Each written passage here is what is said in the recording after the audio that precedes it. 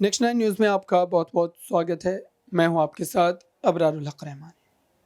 बिहार की सियासत में एक बड़ा उलटफेर होने की खबर आ रही है। दरअसल लालू प्रसाद यादव ने 23 तारीख को जो विपक्ष को कहीं ना कहीं एकजुट करने के लिए और जिस तरीके का हंसी मजाक का माहौल था वहाँ पर लालू प्रसाद यादव ऐसा लग रहा था कि एक बार फिर से जो है सक्रिय राजनीति में उभर करके आ गए हैं, क्योंकि भारतीय जनता पार्टी के खिलाफ लालू प्रसाद यादव को हमेशा से जो है एक मजबूत चेहरे के रूप में माना जाता रहा है। और ऐसे में अब बिहार की सियासत में जो बड़ा उलटफेर कहें या फिर बिहार की सियासत से केंद्र में एक बड़ा उलटफेर कहें, ये होना लगभग तय माना जा रहा है। नीतीश कुमार ने एक बड़ी पहल की। 23 तारीख को बड़ी बैठक हुई और उस बड़ी बैठक के बाद जिस तरीके से बिहार से जो तमाम नेताओं ने हुंकार भरी और ये कहा कि भारतीय जनता पार्टी जो देश में इस वक्त केंद्र की सरकार में बनी हुई है उसे उखाड़ फेंका जाएगा और किन नीतियों से लड़ा जाएगा, किन नीतियों के खिलाफ लड़ा जाएगा, ये भी उन्होंने बिल्कुल स्पष्ट ढंग से कह दिया था। लेकिन ये क्या संभव है कि लालू प्रसाद यादव उस तरीके से जो उनकी एक राजनीतिक छवि रही है उसी तरीके से वो फिर से एक बार सक्रिय राजनीति में आ पाएंगे, या फिर जो लगातार उनकी तबीयत में जो है एक तरीके से गड़बड़ी की खबर आती है उसकी वजह से वो कहीं ना कहीं फिलहाल इस समय बीजेपी के खिलाफ उस मजबूत ढंग से विपक्ष के नेतृत्व को नहीं संभाल पाएंगे। दरअसल बिहार से हमेशा जो है विपक्षी एकजुटता की मिसाल देखने को मिली थी और इसी बात को ममता बनर्जी ने भी उस तारीख में दोहराया भी था। अब देखते हैं कि नीतीश कुमार की जो ये पहल हुई है, ये पहल कितनी ज़्यादा रंग लाती है। हालांकि इसको एक बड़ा झटका महाराष्ट्र में लग ही चुका है, तो फिलहाल इंतज़ार करते हैं कि लालू प्रसाद यादव बिहार की सियासत में क्या वाकई वोट बैंक को एकजुट कर पाते हैं और क्या बीजेपी को वहाँ से खदेड़ पाते हैं, क्योंकि बीजेपी भी बिहार में अपनी मजबूत जो है पैरों को जमाने में जो है सफल हो गई है।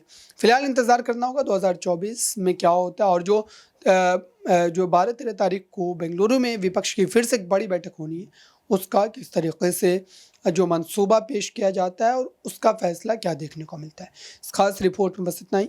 देखते रहिए ताज़ा तरीन खबरों के लिए नेक्स्ट 9 न्यूज़ को। धन्यवाद। के संबंध में और मुझे लोकार्पण करने का मौका दिया। इस ऐसे समय में हो रहा है कि हमारा देश टूट रहा है, देश बिखर रहा है, लोकतंत्र पर हमले हो रहे हैं। नरेंद्र मोदी इस देश के जो प्रधानमंत्री हैं चारों तरफ डाका डाल रहे हैं। हाल ही में आपने देखा कि महाराष्ट्र में हम लोग के जो इस देश के सबसे बड़े नेता हैं और बिहार में आए थे, हम लोगों ने बुलाया था कि सभी लोगों को इकट्ठा होना चाहिए और नरेंद्र मोदी को एकदम बिल्कुल नस्ताबूद करके एकदम निकाल के बाहर करना चाहिए देश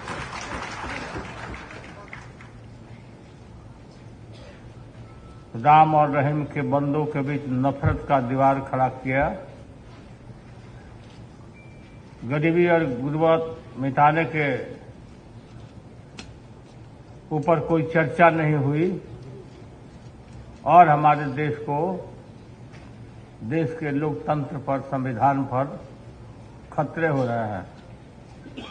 ऐसे समय में हम लोग इकट्ठे हुए हैं और ये किताब बिल्कुल इस देश भर में लोगों को एक ज्योति प्रकाश करेगा, बताएगा। यूँ तो नीतीश कुमार और मैं साथ साथ रहे हैं। जब हमारी सरकार दिल्ली में थी उन दिनों में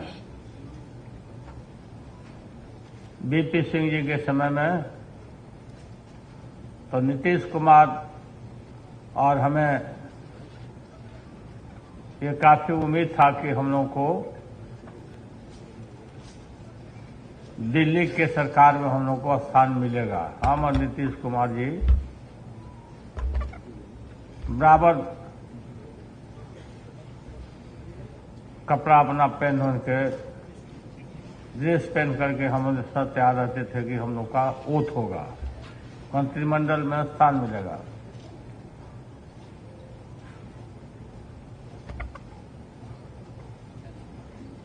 शरद यादव जी नहीं हैं, हम लोग के साथ में थे और वे मंत्री बने थे दिल्ली की सरकार में, और हम लोग को बताया गया था कि नीतीश जी और आपका ओथ एक साथ होगा, और हम लोग प्रतीक्षा में थे। लेकिन नीतीश कुमार का और मेरा ये सौभाग्य प्राप्त हुआ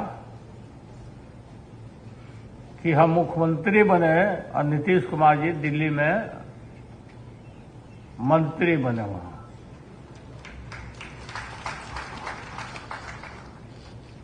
और देश के सेवा में, देश के लोकतंत्र को आगे बढ़ाने में, मंडल कमीशन को लागू करने में, पिछड़े दलित अकलियत के लोगों को काफी ऊंचा स्थान देने में हम लोगों ने काफी अपना समय बिताया और आज भी बिता रहे हैं। आरक्षण पर खतरा पैदा कर रहा है नरेंद्र मोदी। भ्रष्टाचार की बात करता है, इससे बढ़ के बड़ा भ्रष्टाचारी कौन हो सकता है। अदानी से लेकर के सब लोग आप जानते होंगे, और एमएलए लोगों को खरीदना ये आम बात हो गई है। दिल्ली के बाद, वहां महाराष्ट्र के बाद देखा हमने कि बिहार पर वादी है। बिहार पर वादी मैंने बिहार को अब हम लोग तोड़ेंगे। बिहार उड़ती चिड़िया को हल्दी लगाता है, तुम क्या छोड़ोगे बिहार को? हम लोग इसको एकजुट होकर के देश के लोकतंत्र को मजबूती लाएंगे, संविधान को मजबूत करेंगे। हिंदू, मुस्लिम, सिख, ईसाई सारे हमारे जो भाई हैं, और आजकल देख रहे होंगे आप कि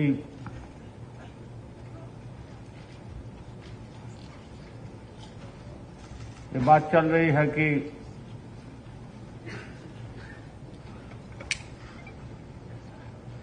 सभी लोगों को